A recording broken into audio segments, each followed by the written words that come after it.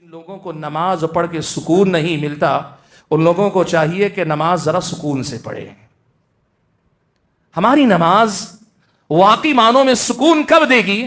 جب ہم نماز سکون و اطمینان کے ساتھ پڑھیں. سبحان اللہ. ہماری نمازیں حدیث کے الفاظ میں حضرت انس بن مالک رضی اللہ تعالیٰ عنہ کی روایت میں اللہ کے نبی نے کہا نقرۃ الغراب، کوے کے ٹھونگ مارنے جیسی نماز ہے. یہ نماز کیسے سکون دے گی؟ جس نماز میں ہم سکون سے نماز نہیں پڑھتے، ہم ذرا اطمینان سے نماز نہیں پڑھتے، وہ نماز مجھ کو اور آپ کو کیسے سکون دے پائے گی؟ سب سے پہلی چیز ہے نماز میں یکسوئی اور سکون کو بحال کرنے کی کوشش کرو.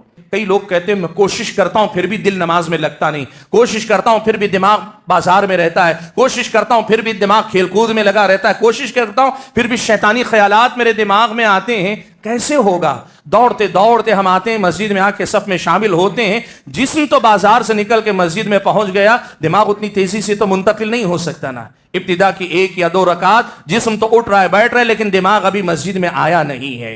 اور سلام پھر کر فوراً بھاگنے کی بھی فکر ہے، فوراً جانے کی بھی فکر ہے. سلام پھیرنے سے پہلے نماز کے بعد کیا کرنا ہے دماغ اس میں لگا ہے.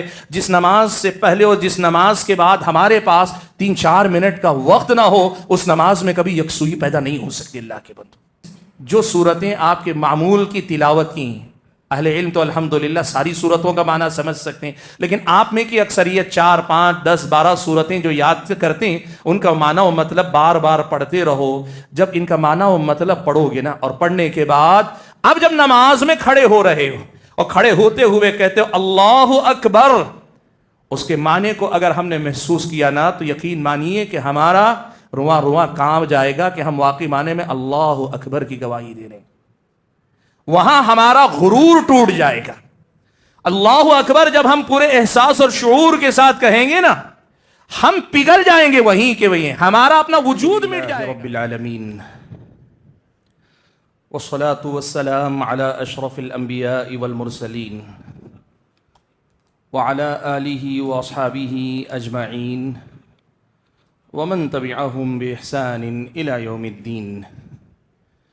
يا أيها الذين آمنوا اتقوا الله حق تقاته ولا تموتن إلا وأنتم مسلمون. يا أيها الناس اتقوا ربكم الذي خلقكم من نفس واحدة وخلق منها زوجها وبث منهما رجالا كثيرا ونساء واتقوا الله الذي تساءلون به والأرحام إن الله كان عليكم رقيبا. يا أيها الذين آمنوا اتقوا الله وقولوا قولا سديدا يصلح لكم أعمالكم ويغفر لكم ذنوبكم ومن يطع الله ورسوله فقد فاز فوزا عظيما. أما بعد فاعوذ بالله من الشيطان الرجيم. بسم الله الرحمن الرحيم. الذين آمنوا وتطمئن قلوبهم بذكر الله ألا بذكر الله تطمئن القلوب. معزز علماء کرام، بزرگوں، نوجوان بھائیوں اور پردہ نشین خواتین اسلام، اللہ رب الجلال ہم سب کا تنہا خالق، تنہا مالک اور ہم سبھی کا تنہا معبود برحق. ہر قسم کی تعریف و توصیف، ہر طرح کی حمد و ثنا، اور میری اور آپ سبھی حضرات اور خواتین کی ہر ایک عبادت، ہماری اور آپ کی ہر ایک ریاضت اور بندگی کا اکیلا اور تنہا مستحق رب ہے، معبود برحق ہے، جس کی بندگی میری اور آپ کی زندگی کا مقصد ہے، اور جس کی بندگی میں ہماری زندگی کا گزرنا ہمارا سب سے بڑا کمال، سب سے بڑا کارنامہ اور دنیا اور آخرت کا سب سے قیمتی سرمایہ ہے. حضرات گرامی قدر، آج کی یہ جو مجلس ہے اللہ تبارک و تعالیٰ کی ان نعمتوں میں سے ایک نعمت ہے جس پر ہم سب کو اللہ تبارک و تعالیٰ کا شکر ادا کرنا چاہیے. اس لیے کہ اللہ تعالیٰ اگر نبوی وراثت یعنی علم کے حصول کے لیے اگر خود اس کے اپنے گھر میں اکٹھا فرما دے تو یہ بڑی بابرکت مجلس ہوا کرتی ہے. دعا کیجئے کہ اللہ تعالیٰ جو باتیں ہم یہاں کہتے اور سنتے ہیں ہماری نیتوں میں اس میں اخلاص عطا فرمائے، اور اس کی برکت ہماری اور آپ کی عملی زندگی میں اللہ تعالیٰ اپنے فضل و کرم سے ظاہر فرمائے، آمین۔ حاضرین گرامی قدر، آج کی اس مجلس میں مجھے بہت ہی مختصر سا خطاب کرنا ہے، اور اس مختصر سے خطاب کے لیے میں نے جس عنوان کا انتخاب کیا وہ عنوان اختصار کے باوجود میری اور آپ کی دینی زندگی ہو یا دنیاوی زندگی، دونوں ہی میں غیر معمولی اہمیت رکھنے والا یہ عنوان ہے۔ ایک انسان کو اس دنیا میں کیا چاہیے، انسان کیا چاہتا ہے؟ آخرت میں جنت چاہتا ہے، جنت کی نعمتیں چاہتا ہے، جنت کا سکون و اطمینان چاہتا ہے، جہنم کے عذاب سے چھٹکارا پانا چاہتا ہے۔ لیکن اگر اس دنیا میں اگر ہم پوچھنا چاہیں انسان کو اپنی زندگی میں سب سے بڑی چیز کیا چاہیے، تو بہت سارے لوگ ہو سکتا ہے کہیں کسی کو پیسہ چاہیے، کسی کو عہدہ چاہیے، کسی کو شہرت اور نام چاہیے، کسی کو اولاد چاہیے، کسی کو ایک بہتر جوڑا بیوی یا شوہر کی شکل میں چاہیے۔ انسان اپنی حاجتیں بتا سکتا ہے، لیکن اگر آپ انسانی زندگی کی حقیقتوں کو پہچانتے ہیں، اگر آپ انسان کی زندگی کی حقیقتوں سے واقف ہیں، یا آپ کی یہ حاجتیں ضرورتیں پوری ہو جاتی ہیں، اس کے بعد پھر آپ اپنے آپ سے سوال کرتے ہیں، تو اس دنیا میں انسان کی سب سے بڑی ضرورت ہے اس کے دل کا سکون، اس کے دماغ کا اطمینان، انسان کے اپنے باطن کا سکون، انسان کی زندگی میں اطمینان اس دنیا کی سب سے بڑی نعمتوں میں سے ایک نعمت ہے۔ بلکہ اگر دنیاوی نعمتوں کی بات کی جائے تو دنیا کی سب سے بڑی نعمت یہ ہے کہ اس دنیا میں انسان کو سکون مل جائے، اطمینان مل جائے، ہر قسم کا سکون۔ وہ اپنی دنیا کے سارے معاملات سے نمٹتا ہے، لیکن اس کے باوجود اس کی زندگی میں سکون ہے، بیوی کی طرف سے، بچوں کی طرف سے، شوہر کی طرف سے، رشتہ داروں کی طرف سے، کاروبار کی طرف سے، ان سب چیزوں کی طرف سے انسان کو سکون اگر میسر آئے تو اس سے زیادہ بہتر انسان کی اس دنیا میں زندگی کا تصور نہیں کیا جا سکتا۔ یہ جو سکون کی دولت ہے نا، یہ سکون کی دولت کہاں ملے گی؟ ہم سب کو چاہیے، آپ پوچھئے کسی بھی انسان سے، اسے سکون چاہیے۔ یہ سکون اور اطمینان کی دولت انسان کو کہاں ملے گی، کیسے نصیب ہوگی؟ انسان اپنے اپنے طور پہ کہتا ہے کہ میری زندگی میں میرا ایک ٹارگٹ ہے، میرا ایک نشانہ ہے، میری ایک منزل ہے، میں اگر اسے پالوں گا تو میری زندگی میں سکون و اطمینان آ جائے گا۔ کسی کو پیسہ، کسی کو عہدہ، کسی کو نام، کسی کو شہرت، کسی کو مقام، کسی کو کچھ، انسان یہی سمجھتا ہے۔ لیکن بھائیو، ایک بہت بڑی سچائی یاد رکھو، اللہ تبارک و تعالیٰ نے انسان کو اس دنیا کے اندر جتنی بھی پریشانیاں دی ہیں نا، ان ساری پریشانیوں کا تعلق انسان کی اپنی حقیقی زندگی یعنی اس کی اپنی ایمانی زندگی سے بڑا گہرا ہے۔ بالفاظ دیگر میں یہ بات آپ کے سامنے کہنا چاہتا ہوں کہ اگر آپ واقعی معنوں میں اپنی زندگی میں سکون کا تجربہ کرنا چاہتے ہیں تو سب سے پہلے یہ معلوم کیجئے کہ حقیقی سکون ہے کیا۔ دیکھیے، اللہ تعالیٰ نے انسان کو اس دنیا کے اندر پیدا کیا تو جسم کو اللہ تعالیٰ نے زمین پر بنایا، ماں کے پیٹ میں بنایا، ماں کے پیٹ میں آنے والے نطفے کو اللہ تعالیٰ نے دنیا کی غذاؤں سے بنایا، مٹی سے اللہ تعالیٰ نے انسان کے جسم کو بنایا، روح کو لیکن اللہ تبارک و تعالیٰ نے آسمانوں پہ پیدا فرمایا۔ ہم جب کسی کو انسان کہتے ہیں تو ہمارے سامنے جو انسان بیٹھا ہے اس انسان کا جسم بھی ہے، اس انسان کی اپنی روح بھی ہے۔ ہم میں سے ہر ایک آدمی، اس کے اپنا جسم بھی ہے، اس کی اپنی روح بھی ہے۔ اس دنیا کی اکثریت، اس دنیا کی بڑی تعداد ایسے نادان لوگوں پر مشتمل ہے جو اپنے جسم کو آرام پہنچا کر سکون پانا چاہتی ہے، اپنے جسم کے آرام اور آسائش کے اسباب حاصل کر کے اپنے آپ کو سکون دینا چاہتی۔ کوئی لگ سمجھتا ہے کہ میرے پاس آرام دہ گھر ہوگا، سخت گرمی میں ایئر کنڈیشن گھر میرا ہو جائے، راستہ چلنے کے لیے ایک دم آرام دہ سواری مل جائے، ان سب چیزوں سے مجھے سکون مل جائے گا۔ دیکھو ایک بات یاد رکھو، ان تمام چیزوں سے آپ کے جسم کو راحت مل سکتی ہے، آپ کی تھکان دور ہو سکتی ہے، آپ کے اپنے جسم کی تکلیف دور ہو سکتی ہے، آپ کے اپنے جسم کی ضرورتیں پوری ہو سکتی ہیں، لیکن جسے سکون کہتے ہیں نا، وہ ایک الگ ہی چیز ہے۔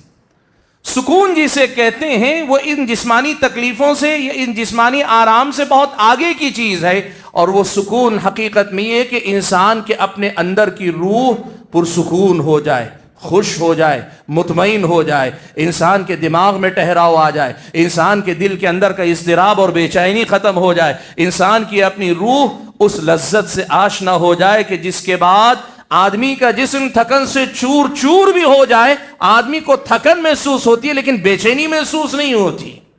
تھکنا الگ ہے، اندر سے بے چین ہونا الگ ہے، جسمانی طور پہ آرام پا لینا الگ ہے، اندر کے سکون کو محسوس کرنا بہت الگ چیز ہے۔ آج کے انسان کا سب سے بڑا مسئلہ یہ ہے کہ وہ حقیقی سکون کیا ہے اس کو پہچانتا ہی نہیں، اسی لیے وہ جسم کی ضرورتوں کو پورا کر کے کبھی جائز کبھی ناجائز، کبھی نشہ کرتا ہے، کبھی ضرورت سے زیادہ آرام کرتا ہے، یہ اسباب تعیش، کبھی سمندر کی گہرائیاں، کبھی جو ہے پہاڑوں کی بلندیاں، کبھی صحراؤں کی خاک چھانتا، کہاں کہاں انسان گھومتا نہیں پھرتا، لیکن جو چیز اسے نہیں مل پاتی وہ ہے اس کی اپنی روح کا سکون۔ کیوں؟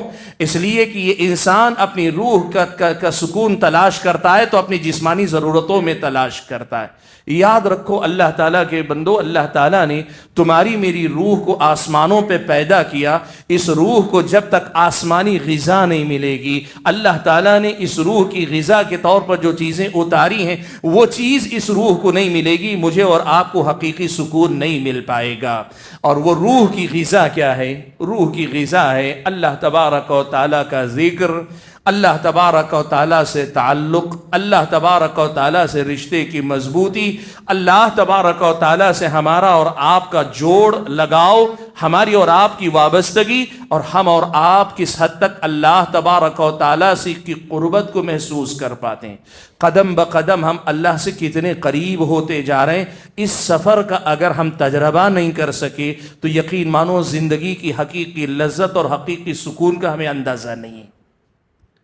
انسان ابتدا میں خود سفر کرتا ہے، اللہ تعالیٰ سے قریب تر ہوتا ہے، اور جب بندہ قریب ہوتا جاتا ہے تو پھر ایک مقام وہ بھی آتا ہے کہ پھر اللہ تعالیٰ بندے سے قریب ہونے لگتا ہے۔ روح کا یہ سفر، انسان کی زندگی کا یہ ایمانی سفر، انسان کی زندگی کا یہ عملی سفر جس میں اللہ کی قربت اور اللہ تعالیٰ کی نزدیکی، انسان اس کو تجربہ کر کے دیکھے، اس کو، یہی اصل میں انسان کی زندگی میں سکون اور اطمینان لا سکتا ہے۔ اور حاضرین گرامی قدر، آج اسی بنیادی مسئلے کے حوالے سے ایک بڑی اہم تعلیم کی طرف میں آپ کی توجہ پھیرنا چاہتا ہوں۔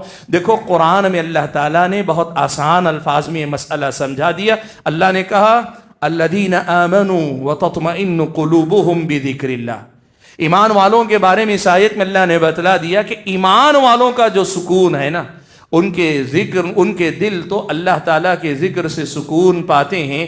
الا بذکر اللہ تطمئن القلوب، لوگوں سنو، اللہ کے ذکر ہی سے دلوں کا اطمینان نصیب ہوتا ہے۔ دلوں کا سکون، روح کا اطمینان جو نصیب ہوتا ہے وہ اللہ تبارک و تعالیٰ کے ذکر ہی سے ہو سکتا ہے۔ اب اللہ تعالیٰ کے ذکر کی کئی شکلیں، ذکر کی الگ الگ قسمیں ہیں، آج مجھے اس پہ بات نہیں کرنی، لیکن اس ذکر میں سے یہ خاص ذکر ہے جسے اللہ تبارک و تعالیٰ نے، یا یوں کہیے خاص عمل ہے جو اللہ تعالیٰ کے ذکر کے لیے کیا جاتا ہے، وہ ہے نماز، میری اور آپ کی نماز۔ الا بذکر اللہ تطمئن القلوب، جس رب نے کہا اسی رب نے کہا وَأَقِمِ الصَّلَاةَ لِذِكْرِي، تم نماز قائم کرو میرا ذکر کرنے کے لیے، میری یاد کے لیے تم نماز قائم کرو۔ حاضرین گرامی قدر، یہ جو نماز ہے نا، ہم کہتے ہیں یہ اسلام کا پہلا رکن ہے کلمے کے بعد، 4 بنیادی جو ارکان کلمے کے بعد ہیں ان میں پہلا رکن نماز ہم کہتے ہیں۔ ہم کہتے ہیں کہ نماز مسلمان اور کافر کے درمیان فرق کرنے والی چیز، ہم کہتے ہیں نماز کی کئی حیثیتوں سے ہم متعارف ہیں، لیکن میرے بھائیو ایک بہت بڑی حقیقت جس کو پہچاننے کی ضرورت ہے وہ یہ ہے کہ یہ جو نماز اللہ تعالیٰ نے دی ہے نا، اس دنیا کی سب سے بڑی نعمتوں میں سے ایک نعمت ہے جو اللہ نے مجھ کو اور آپ کو عطا کی. ہم نماز کو ایک فرض کی حیثیت سے جانتے ہیں, ہم نماز کو ایک ذمہ داری کی حیثیت سے جانتے ہیں, ہم نماز کو ہماری اور آپ کے اوپر عائد ہونے والے ایک فریضے کے طور پہ جانتے ہیں. ہم اپنی نماز کو اللہ تبارک و تعالیٰ کے حق کے طور پر جانتے ہیں, اور ادا کرتے ہوئے بھی ہو سکتا ہے کہ ہم میں کی اکثریت یہی محسوس کرتی ہو کہ میں جو نماز پڑھ رہا ہوں اس سے اللہ تبارک و تعالیٰ کا حق ادا کر رہا ہوں, تو کہیں نہ کہیں احساس یہ ہوگا یہ نماز اپنے لیے نہیں, میں اللہ تبارک و تعالیٰ کا حق ادا کرنے کے لیے پڑھ رہا ہوں, یعنی اللہ کے لیے نماز پڑھ رہا ہوں. دیکھیے, اللہ کے لیے یعنی اللہ کی توحید کے لیے, اس کی بندگی کے لیے ٹھیک, لیکن نماز میری ضرورت ہے یا اللہ تعالیٰ نے نماز دی ہے تو یہ میرے لیے بہت بڑا تحفہ ہے. یہ ہم اور آپ کو سمجھنا چاہیے. بات میں آگے بڑھا لے جاؤں تو یہ بات آپ کے سامنے کہوں کہ یاد رکھیے کہ میری اور آپ کی زندگی میں سکون کے جو ذرائع اللہ نے رکھے ہیں ان میں سب سے سر فہرست کوئی ذریعہ ہے, وہ اللہ تبارک و تعالیٰ کے لیے قائم کی جانے والی یہ نماز. سوال یہ ہے کہ ہم سب نماز پڑھتے ہیں, الحمدللہ الحمدللہ, تب سبھی نماز پڑھتے ہیں. ہو سکتا ہے کسی کے اندر تھوڑی کمی ہو, تھوڑی بہت کوتاہی ہو, لیکن نماز سب پڑھتے ہیں. سوال یہ پیدا ہوتا ہے کہ کیا ہماری نمازیں واقعی معنوں میں میری اور آپ کی زندگی میں سکون و اطمینان کی دولت لانے میں کامیاب ہیں؟ کیا میری اور آپ کی نماز مجھے اور آپ کو سکون کے اس سفر سے گزارتی ہے جو کہ میری اور آپ کی روح کی گہرائیوں میں اتر جائے؟ میری اور آپ کی نماز کیا واقعی معنوں میں مجھے اور آپ کو اللہ تبارک و تعالیٰ سے تعلق کی اس لذت کا احساس دلاتی ہے؟ یہ ایک ایسا سوال ہے جو ہمیں اپنے آپ سے کرنا چاہیے. ظاہر بات ہے آپ میں کی اکثریت یہ کہے گی, اور ہو سکتا ہے کہ کچھ اللہ کے نیک بندے ہو واقعی محسوس کرتے ہو, ورنہ ایک بڑی تعداد تو یہی مانتی ہے کہ نماز تو پڑھتے ہیں لیکن نماز سے پہلے اور نماز کی کیفیت میں زیادہ فرق نہیں محسوس ہوتا. نمازوں کی پابندی ہو بھی جاتی ہے تو کئی مرتبہ نماز پڑھنے کے بعد جو سکون کی دولت آنی چاہیے وہ ہماری اور آپ کی زندگی میں نہیں مل پاتی. کیوں نہیں مل پاتی؟ اس کی وجہ یہ ہے کہ ہم اور آپ نماز پڑھتے ہیں لیکن اس نماز کو سکون کے حصول کا ذریعہ جس انداز سے بنانا چاہیے ویسے اسے سکون کے حصول کا ذریعہ بنانے میں ہم اور آپ ناکام ہیں, بڑی کوتاہی کا شکار. میں بڑی تیزی سے 3-4 بڑی اہم باتیں آپ کے سامنے رکھ دیتا ہوں کہ ان پہ محنت کر کے ہم اپنی نمازوں کو ہماری اور آپ کی زندگی کے سکون کا باعث بنا سکتے ہیں. ساری پریشانیوں کا حل اس نماز میں مل جائے گا اگر اس نماز کی لذت اور اس نماز کے سکون کا ہم اور آپ تجربہ کرنے لگ جائیں. کیا کرنا ہوگا ہمیں, کیا تبدیلی ہمیں اپنی نمازوں میں لانی ہوگی؟ میں کچھ باتیں آپ کے سامنے بڑی تیزی سے ذکر کر دوں. سب سے پہلی اور بنیادی بات, اور یہ بات میں ہمارے اپنے ایک ساتھی عالم دین کے الفاظ میں نقل کرتا ہوں, بڑی پیاری بات انہوں نے کہی, ہو سکتا ہے انہوں نے کہیں پڑھی ہو لیکن میں نے ان کی زبانی سنی تو انہیں کا حوالہ دیتا ہوں. انہوں نے ایک مرتبہ بڑی پیاری بات کہی, کہا جن لوگوں کو نماز پڑھ کے سکون نہیں ملتا ان لوگوں کو چاہیے کہ نماز ذرا سکون سے پڑھے. ہماری نماز واقعی معنوں میں سکون کب دے گی؟ جب ہم نماز سکون و اطمینان کے ساتھ پڑھیں. سبحان اللہ, ہماری نمازیں حدیث کے الفاظ میں حضرت انس بن مالک رضی اللہ تعالیٰ عنہ کی روایت میں اللہ کے نبی نے کہا نقرۃ الغراب, کوے کے ٹھونگ مارنے جیسی نماز ہے. یہ نماز کیسے سکون دے گی؟ جس نماز میں ہم سکون سے نماز نہیں پڑھتے, ہم ذرا اطمینان سے نماز نہیں پڑھتے, وہ نماز مجھ کو اور آپ کو کیسے سکون دے پائے گی؟ سب سے پہلی چیز ہے نماز میں یکسوئی اور سکون کو بحال کرنے کی کوشش کرو. دیکھو پیارے نبی صلی اللہ علیہ وسلم سے اس معاملے میں کتنی احادیث مجھ کو اور آپ کو ملتی ہیں. ایک صحابی اللہ کے نبی بیٹھے ہوئے تھے, اللہ کے نبی نے دیکھا ایک صحابی داخل ہوئے, نماز پڑھی, اللہ کے نبی کو آ کر سلام کیا. اللہ کے نبی نے کیا کہا؟ ارجع فصلی فانک لم تصلی, جاؤ جا کے نماز پڑھو, تم نے نماز پڑھی ہی نہیں. گئے نماز پڑھ کر آئے. دوسری بار بھی اللہ کے نبی نے کہا ارجع فصلی فانک لم تصلی, جاؤ نماز پڑھو, تم نے نماز پڑھی ہی نہیں. وہ تیسری مرتبہ بھی آئے, اللہ کے نبی نے پھر کہا تو صحابی کہنے لگے اللہ کے نبی قسم ہے اس ذات کی جس نے آپ کو نبی بنایا ہے, اس سے زیادہ اچھی نماز پڑھنا مجھے نہیں آتا ہے. سب سے بہتر جو نماز ہو سکتی یہی ہو سکتی ہے. اہل علم نے لکھا ہے کہ اصل مسئلہ یہ تھا، ارکان تو ادا کر رہے تھے لیکن ارکان میں اعتدال یعنی سکون اور اطمینان اور ٹھہراؤ جسے کہتے ہیں، اس سے وہ نماز عاری تھی، خالی تھی۔ اللہ کے نبی نے نماز کا مکمل طریقہ بتایا، ہر رکن کے ساتھ اللہ کے نبی نے کہا حتی تعتدل قائمہ حتی تعتدل ساجدہ، یعنی یہ کہ تم حتی تطمئن ساجدہ حتی تطمئن راکعہ، یعنی رکوع اطمینان سے کرو، سجدہ اطمینان سے کرو۔ اللہ کے نبی نے یہ بات کہی۔ حاضرین گرامی قدر، نماز کو سکون کے ساتھ پڑھو، تب جا کے یہ نماز واقعی معنوں میں آپ کو اور مجھ کو وہ سکون دے گی جو سکون اس نماز سے اللہ نے جوڑ کے رکھا۔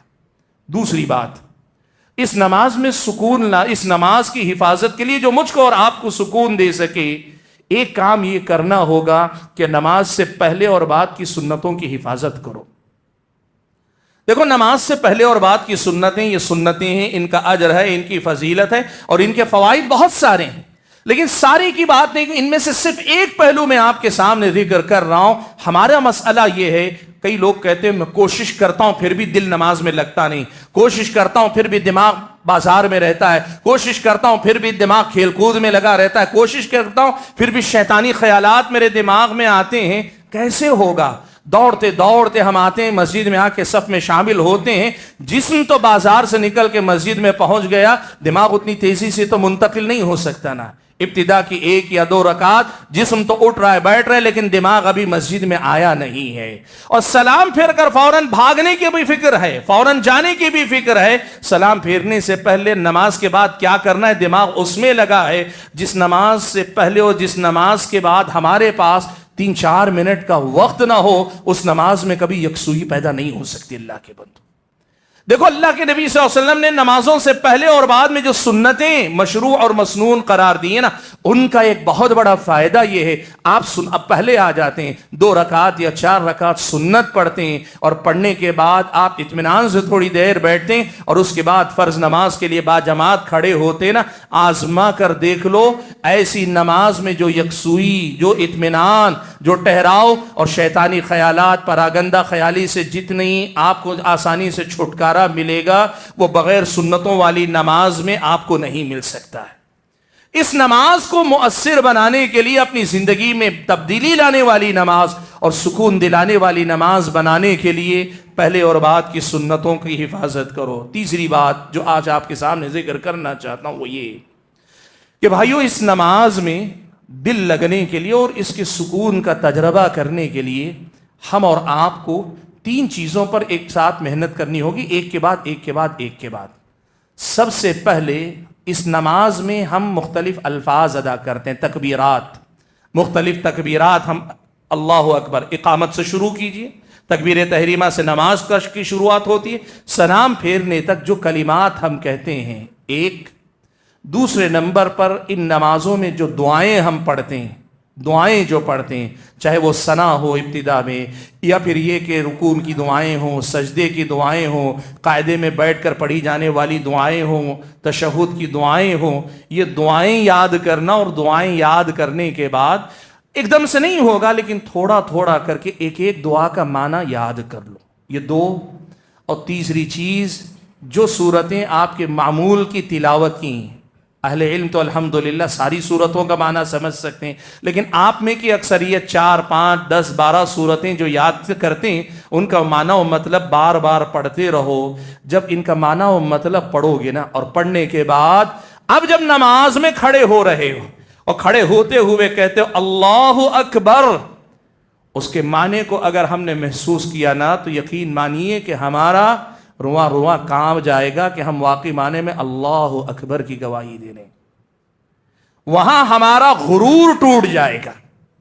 اللہ اکبر جب ہم پورے احساس اور شعور کے ساتھ کہیں گے نا، ہم پگھل جائیں گے وہیں کے وہیں، ہمارا اپنا وجود مٹ جائے گا، سارا غرور، سارا تکبر، ساری اکڑ سب مٹ جائے گی۔ اللہ کی کبریائی کا اعلان کچھ اس انداز میں آپ کریں گے، آپ کو اپنے نفس کی نفی کرتے ہوئے اپنے آپ کو محسوس کریں گے، اور جب اللہ کے سامنے اپنے آپ کو ذلیل کریں گے، کہیں گے سجدے میں جا کے، مثال کے طور پر دعاؤں میں سبحان ربی الاعلی جب آپ کہیں گے اپنے رب کی پاکی بیان کرتا ہوں، وہ سب سے اونچا ہے، سب سے اعلیٰ ہے، تو یہ بھی گویا آپ محسوس کرتے ہیں کہ تیرے سامنے سر جھکا کے میں تیرے سامنے اپنی ذلت کا، اپنی حیثیت کے نہ ہونے کا، اپنے کچھ نہ ہونے کا اعتراف کر رہا ہوں۔ بھائیو ایک چیز آپ کو پتا ہے، دنیا میں آپ گردن تان کر اکڑ کر وہ مزہ نہیں لے سکتے جتنا اللہ کے سامنے ذلیل ہو کر آپ مزہ لے سکتے ہیں۔ اللہ کے سامنے اپنی پیشانی رگڑ کر، اللہ کے سامنے اپنے آپ کو عاجز بنا کر، اللہ کے سامنے اپنے آپ کو ذلیل کر کے آپ اپنے آپ کی روح کو جو سکون دے سکتے ہیں نا، جو مزہ، جو لذت اپنے نفس کی نفی وہاں کرنے میں ہے نا، دنیا کی کسی بادشاہت میں نہیں، اللہ کی قسم کسی بلندی میں وہ مزہ نہیں ہے جو اللہ کے سامنے جا کر اپنی پستی کے اعتراف کرنے میں ہے۔ اللہ کے بندو، جس دن وہ نماز ہمیں نصیب ہوگی نا، اس دن ہماری روح کے سکون کا تجربہ ہمیں ہوگا، اس دن اللہ تعالیٰ کی قربت کا ہمیں احساس ہوگا، اس دن کی نماز ہماری زندگیوں کو بدلنے والی نماز بنے گی۔ وہ نماز جو مجھے اور آپ کو احساس دلائے، وہ ایک سجدہ جسے تو گراں سمجھتا ہے، 1000 سجدوں سے دیتا ہے آدمی کو نجات۔ ایک مرتبہ اس لذت کا احساس کر لو، آپ کو اور مجھ کو اندازہ ہو جائے گا کہ ہم کیسی دنیا میں جی رہے ہیں، اور پھر آپ کو سمجھ میں آئے گا نبی علیہ الصلوۃ والسلام کے بارے میں حدیث میں جو بات آئی کہ اذا حزبہ امر صلی، اللہ کے نبی کو جب کبھی کسی مسئلے کی پریشانی ہوتی فوراً نماز میں کھڑے ہو جاتے۔ کیوں کھڑے ہوتے تھے؟ نماز میں کیوں کھڑے ہو جاتے تھے؟ اس لیے کہ جو یہاں سکون ملتا ہے نا، یہ سکون، یہ اطمینان دنیا کے سارے غم بھلا دیتا ہے، دنیا کی ساری تکلیفوں کو بھلا دیتا ہے، اگر واقعی معنوں میں ہم اس کا تجربہ کرنے لگ جائیں۔ پیارے نبی صلی اللہ علیہ وسلم، سنن کی روایت، ابو داؤد کی روایت میں حضرت بلال کے بارے میں کہ اللہ کے نبی صلی اللہ علیہ وسلم کہتے تھے کہ اقم الصلاۃ یا بلال ارحنا بہا، اے بلال نماز کے لیے اذان کہو یا اقامت کہو اور اس کے ذریعے مجھے راحت پہنچاؤ۔ نماز راحت ہے، سکون ہے اللہ کے بندو۔ ساری زندگی ہم نماز پڑھتے ہیں لیکن اسی احساس کے ساتھ کہ ایک بوجھ ہے جسے ہم اتار رہے ہیں۔ ساری زندگی کی نمازیں ہم بوجھل ہو کر پڑھتے ہیں، اسی لیے نماز ہو کر بھی میری اور آپ کی زندگی میں نہ تبدیلی لا پاتی ہے، نہ اس سکون کا تجربہ ہم اور آپ کر پاتے ہیں۔ جس دن وہ نماز ہم پڑھیں گے نا، جس نماز میں ہمارا دل و دماغ ہی نہیں بلکہ یہ سارے معانی و مطالب ہمارے سامنے حاضر رہیں گے نا، خود بخود ہمارے سجدے طویل ہو جائیں گے، خود بخود ہماری اور آپ کی نمازیں لمبی ہو جائیں گی، خود بخود رکوع لمبے ہو جائیں گے۔ حضرت عائشہ صدیقہ رضی اللہ تعالیٰ عنہ اللہ کے نبی کے قیام کی، رات میں جو نماز اللہ کے نبی پڑھتے تھے نا، قیام کی کیفیت بیان کرتے ہوئے کہتی ہیں فَلَا تَسْأَلْ عَنْ حُسْنِهِنَّ وَطُولِهِنَّ، تم مت پوچھو کہ کیسی لمبی نماز اللہ کے نبی پڑھا کرتے تھے۔ اور ایک دوسری حدیث میں یہ الفاظ آئے کہ اللہ کے نبی کے سجدے کی کیفیت جو ہوتی تھی، وہ جو سجدہ اللہ کے نبی کرتے قیام کے برابر، جتنی دیر کا قیام ہوتا قریب قریب اتنا ہی سجدے میں اللہ کے نبی صلی اللہ علیہ وسلم لمبا سجدہ کیا کرتے تھے۔ ہمارے پاس لمبا سجدہ کرنے کا مطلب یہ ہے زیادہ دیر تک سجدے میں رہو نہیں، اللہ کے بندو صرف لمبا زیادہ دیر تک رہنا ہی نہیں، یقیناً دیر تک رہیں گے لمبا سجدہ، لیکن حقیقی سجدہ یہ ہے کہ سر جھکانے کے بعد سر اٹھانے کو دل نہ کرے ہمارا۔ وہ کیفیت جب ہماری اور آپ کی نماز میں آئے گی نا، سجدے لمبے ہوں گے، ہم نہیں کریں گے، ہم سجدہ لمبا کریں گے نہیں، ہمارا سجدہ خود بخود لمبا ہوتا جائے گا۔ اس کیفیت کے ساتھ نماز پڑھنے کے لیے ان چیزوں پہ محنت کرنی پڑے گی۔ نماز کے الفاظ کو یاد کرنے کے ساتھ معنی سمجھو، مطلب سمجھو، جو دعائیں پڑھتے ہیں ان کا معنی و مطلب سمجھو، اور اس کے ساتھ ساتھ جن آیتوں کی تلاوت ہم اور آپ کثرت سے کرتے ہیں نمازوں میں، ان کا معنی و مطلب سمجھ کر ان کی عبادت، اپنی عبادت میں ان کو سہارا بناؤ۔ حاضرین گرامی قدر، ایک تیسری بات اور آپ کے سامنے ذکر کرنا چاہتا ہوں، بالخصوص سورہ فاتحہ کے بارے میں اور نماز کے بارے میں دو بڑی اہم حدیثیں ہیں جن کو ہمیں ہمیشہ یاد رکھنا چاہیے۔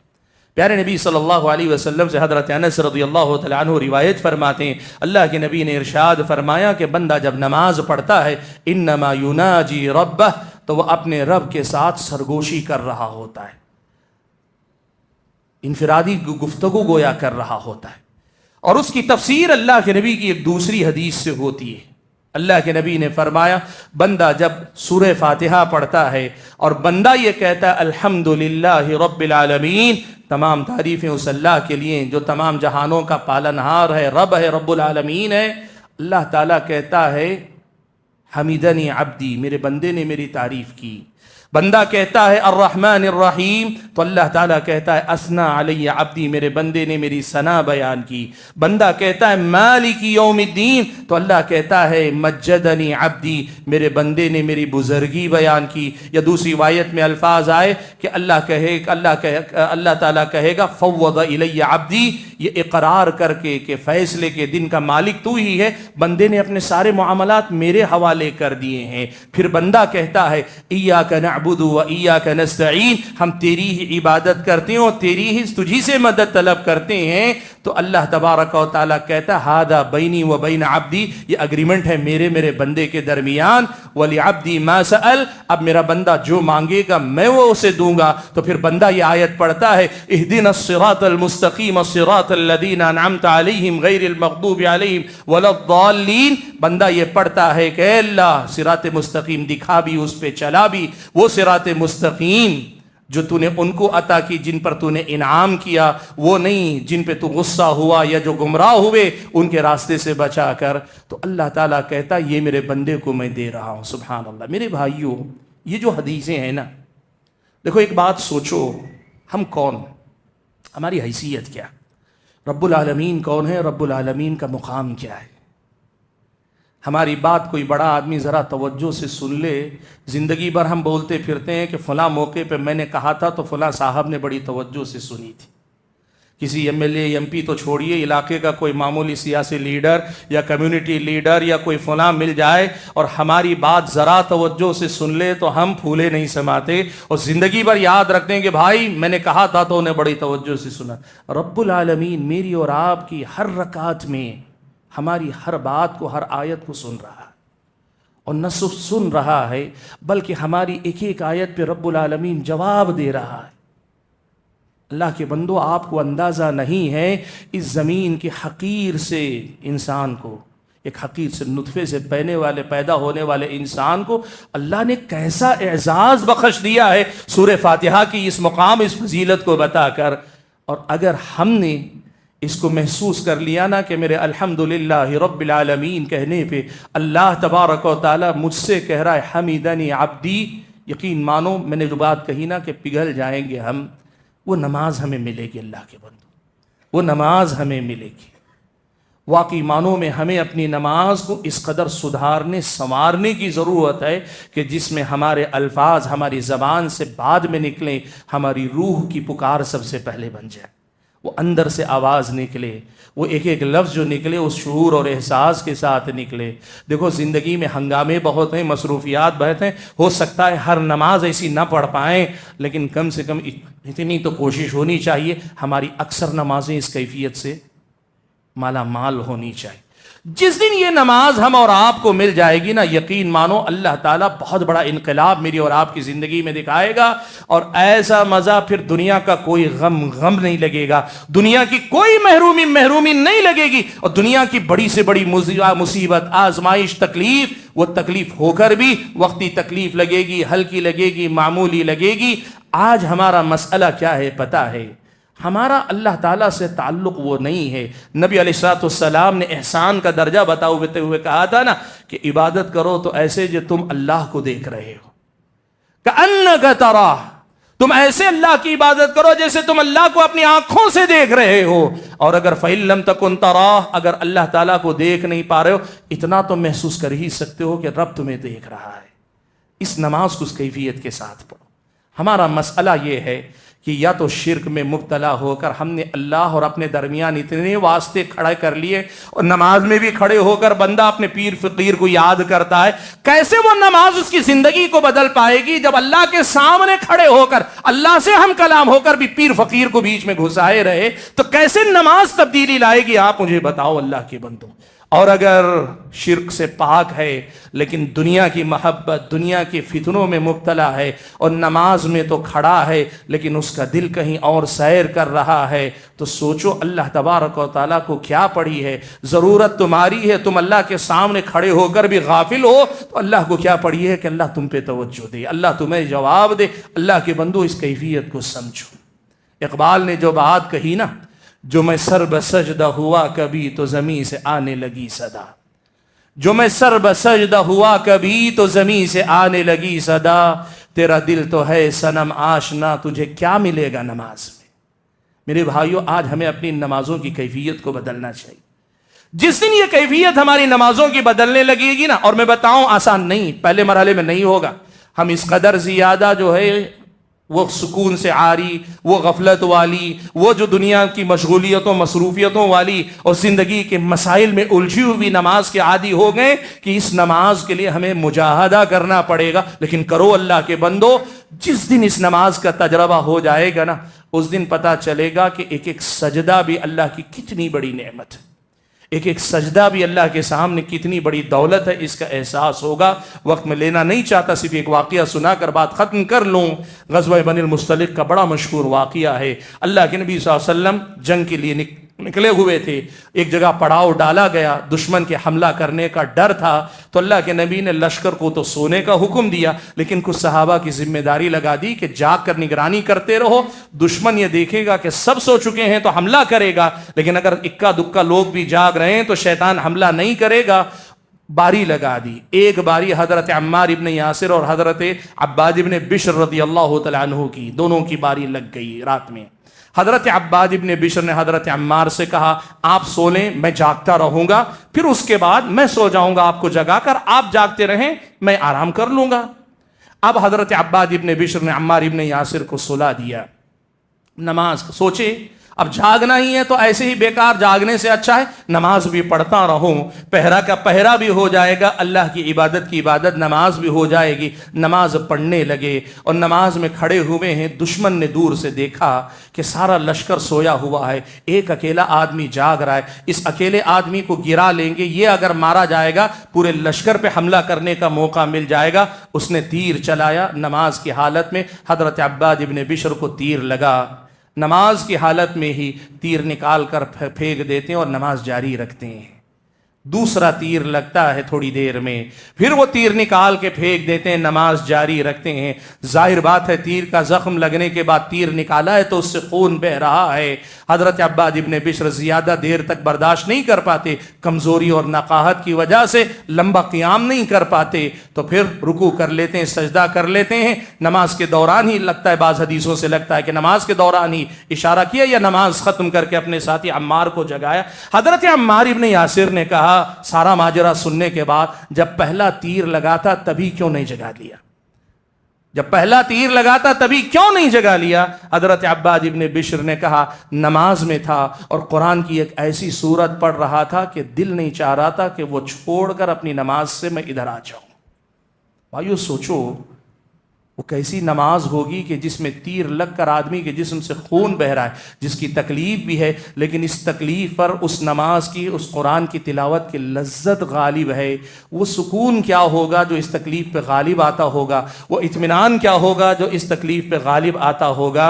ہمیں سوچنا یہ چاہیے کیا ہماری زندگی میں کبھی ہمیں ایسی کوئی ایک نماز نصیب ہوئی، کبھی ایسا کوئی ایک رکوع ہمیں نصیب ہوا، کبھی کوئی ہمیں ایسا ایک سجدہ نصیب ہو سکا؟ یہ ہمیں سوچنا چاہیے۔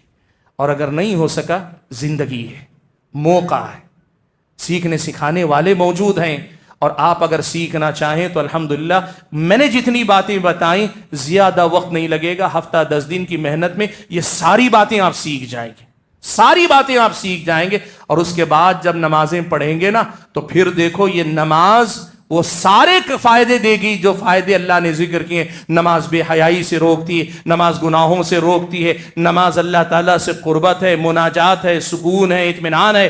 نماز کے بارے میں جو کچھ آپ نے سنا ہے وہ سب آپ اپنی زندگی میں تجربے کی شکل میں دیکھیں۔ کل تک جو آپ نے سنا تھا آج آپ اسے اپنی عملی زندگی میں دیکھ پائیں گے۔ میں اپنی گفتگو کو ختم کرتے ہوئے اللہ تبارک و تعالیٰ سے دعا کرتا ہوں کہ اللہ تعالیٰ مجھے اور آپ سبھی حضرات اور خواتین کو صحیح معنوں میں زندگی کے حقیقی سکون کو پہچاننے کی توفیق عطا فرمائے، اور سکون کے حصول کے یہ انتہائی غیر معمولی ذرائع جو اللہ نے دیے ہیں ان کا بھرپور استعمال کرنے کی توفیق عطا فرمائے۔ اللہ ہمیں اپنے نمازوں کی اصلاح کرنے کی توفیق عطا فرمائے۔ آمین۔ وآخر دعوانا ان الحمد للہ رب العالمین۔